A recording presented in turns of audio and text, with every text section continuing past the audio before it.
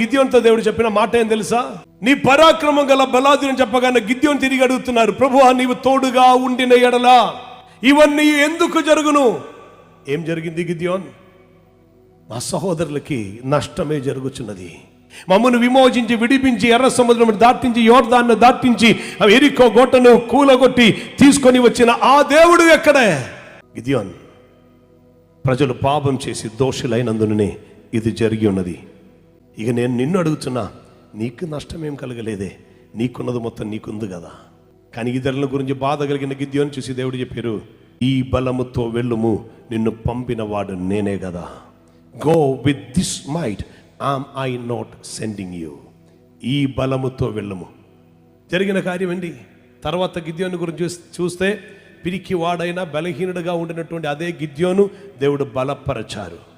ఇదే గిద్యోన్ మిద్యానులకు వ్యతిరేకంగా యుద్ధం చేశారు. ఆమేన్. మీకు గుర్తుండది, గిద్యోను ఖడ్గం యెహోవా ఖడ్గమని చెప్పుతున్న రీతిలో ఆమేన్ కుండలను పగలగొట్టి దీబట్టిని బయటకి తీసుకొని వచ్చారు.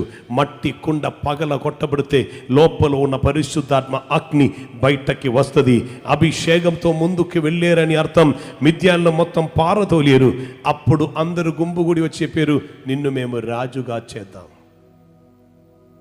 కిరీటం వస్తుందండి. కలిగినది కాపాడుకుంటే చాలు, కిరీటం వస్తుంది.